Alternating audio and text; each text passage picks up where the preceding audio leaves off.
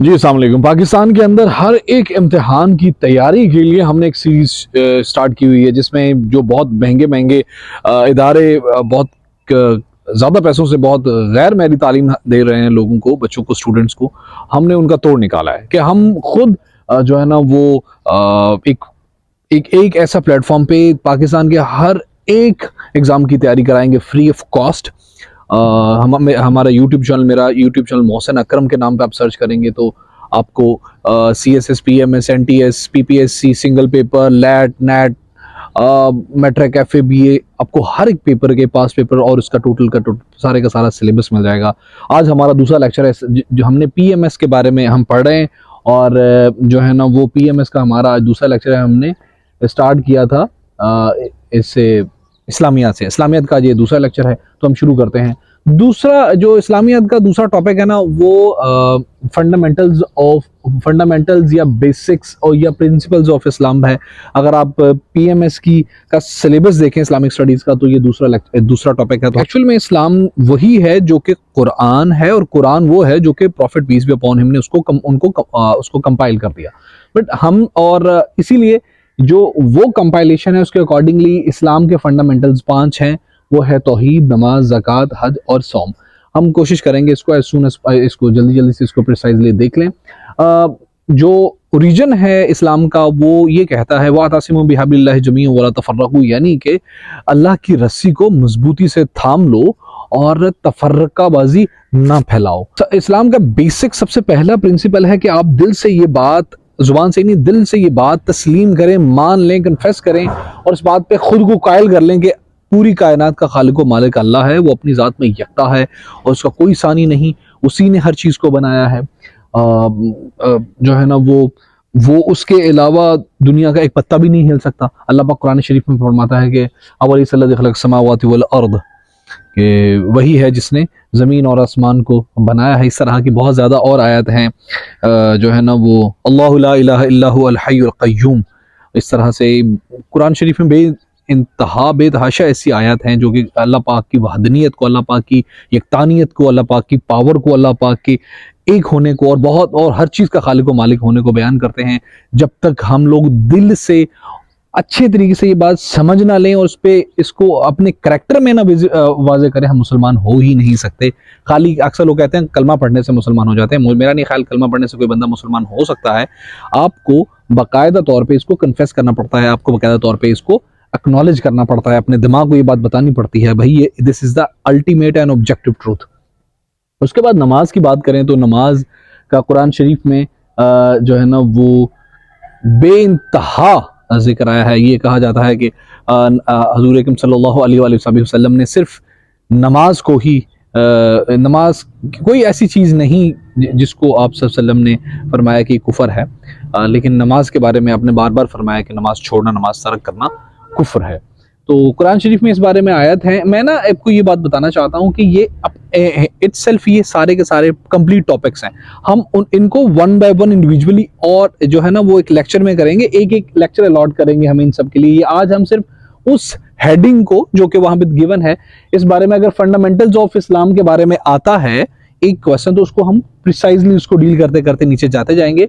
लेकिन अगर इस पे स्पेसिफिकली तौहीद पे, नमाज पे, ज़कात पे, हज पे या सौम पे, सलात पे, अगर कोई सौम पे, रोज़े पे कोई आता है, तो उसके लिए हम इन सब टाइटल्स को एक एक अलग सेपरेट वीडियो बनाएंगे जिसको हम कम्प्रीहेंसिवली इंशाल्लाह डील करेंगे। तो नमाज, अल्लाह पाक कुरान शरीफ फरमाता है इन्नस्सलाता तन्हा अनिल फहशाई वल मुनकर, बेशक नमाज बेहयाई और बुरे कामों से रोकती है।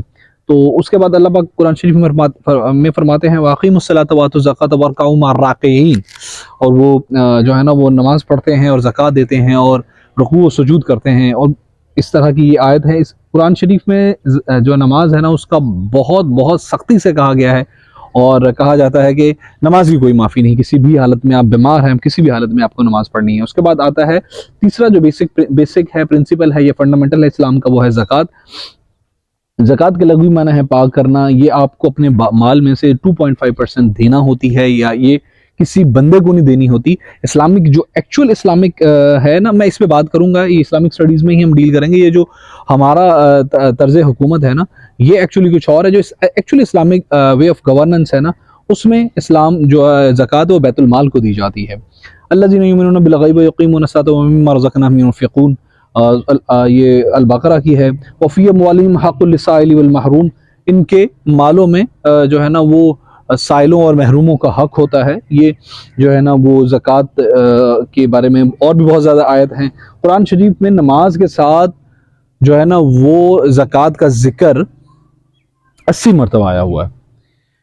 और जो मसारफ़ ज़कात है, मतलब ये इट्सेल्फ बहुत बड़ा टॉपिक है, हम इंशाल्लाह इसको क्लियर करेंगे। बड़ा मज़ेदार टॉपिक है, आपको जो है ना इस्लामिक इकोनॉमी समझ आएगी इसको करते हुए कि इस्लामिक इकोनॉमी कितनी शानदार है। ये कैपिटलिज्म और कम्युनिज्म के बिल्कुल दरमियान वाला एक ऐसा हिस्सा है जिसमें दोनों इकोनॉमिक सिस्टम के शानदार पहलू हैं, और हम उसको मैं आपको टेंजिबली महसूस करवाऊंगा कि वाकई ये एक सबसे शानदार इकोनॉमिक सिस्टम है।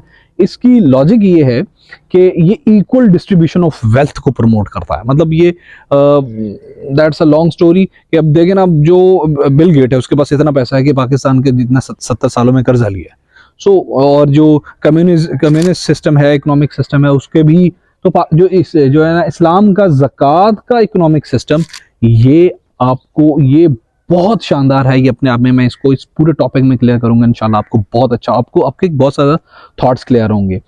तो उसके बाद आ जाता है हज। आपको पता ही है कि हज जो है ना वो इस्लाम का चौथा सबसे बड़ा रुकन है। आपकी प्योरिफिकेशन ऑफ सोल के लिए होता है। फंडामेंटल ऑफ इस्लाम कि जो लोग इस्तात रखते हैं, ये हर किसी पे नहीं है। इफ़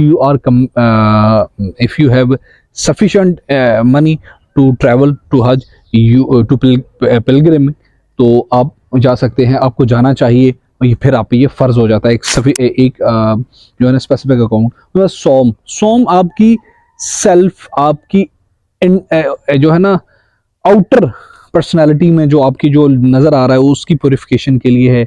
और सोम एक बदनी इबादत है, इसके बहुत दर्जा है, कुरान शरीफ में काफ़ी मरतबा इसका जिक्र हुआ है।